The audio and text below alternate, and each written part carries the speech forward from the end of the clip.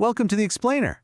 Today we're diving into some pretty incredible new research, a blueprint for building AI that could have something like an inner life. And no, this isn't just about making AI smarter, it's about giving it a continuous sense of self. So let's break down how this crazy idea might actually work. So to really get why this is such a game changer, you've got to understand the problem they're trying to solve. You and I, we have this continuous stream of consciousness. We know who we were 5 minutes ago. But today's AI, it's mostly episodic.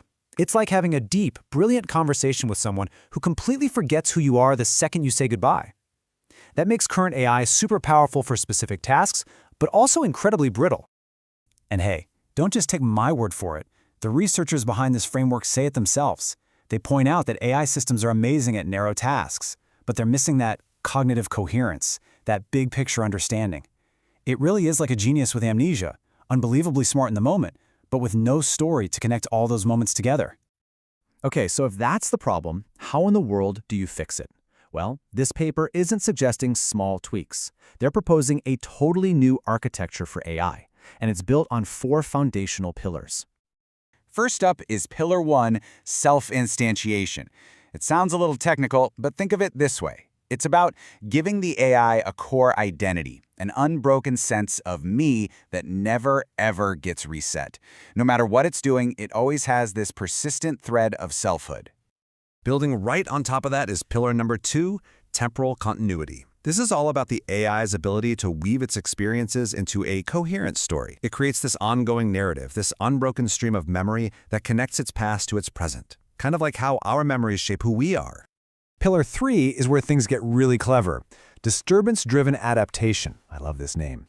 You can think of it as the AI's uh-oh reflex. Whenever reality doesn't match its expectations, a surprise, it doesn't have to wait for some massive offline retraining. It learns and adapts on the fly, instantly. And the final piece of the puzzle is autonomous world building. This is the fun one. It's basically giving the AI an imagination.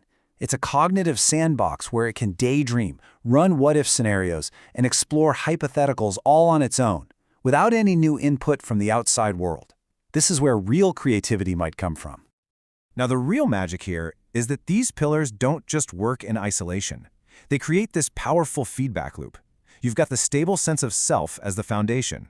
Experiences are constantly getting woven into its memory stream. That memory informs the internal world it builds and imagines. And, crucially, any surprise, any uh-oh moment triggers an immediate update to the whole model. It's a constant cycle of being, remembering, imagining, and learning. So this all sounds fantastic in theory, but, does it actually work? Well, to find out, the researchers built a digital agent and put it into a controlled environment, just to see if these consciousness-like abilities would actually start to emerge on their own. Now, there's a huge twist in their experiment, and you really have to get this part. The agent lives in a simple little grid world, but, and this is the key, it has zero direct access to that world. Its entire reality is its own internal model. This setup forces it to rely completely on its self-constructed understanding of its environment.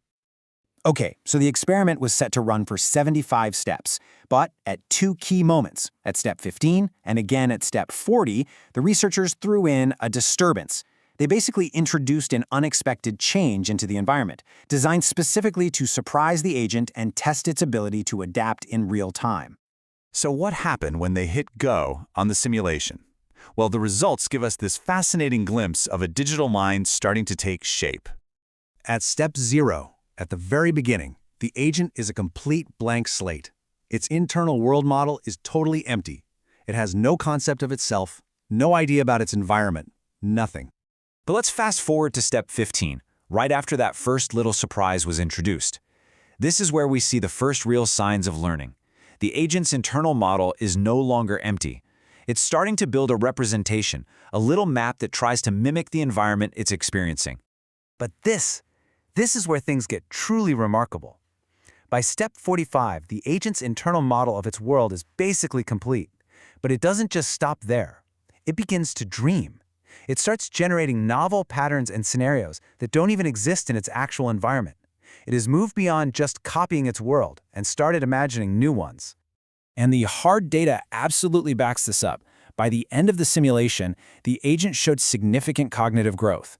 On a scale from 0 to 1, its scores for self-instantiation and temporal continuity both hit 0.60. That's proof that it developed a stable sense of self and a coherent internal story of its experiences. The adaptation metric, the one that measures how well it learns from surprise, is especially impressive. It jumped by over 90% from its baseline during the simulation. That is a huge and direct response to those disturbances they threw at it. And if you look at the detailed graph from the study, you can see this happening plain as day. The red line, which represents adaptation, shows these sharp, immediate spikes right after the disturbances at steps 15 and 40. This is the visual proof. It's not just learning eventually. It's learning from surprise in the exact moment it happens. So what does this all mean for the future of artificial intelligence?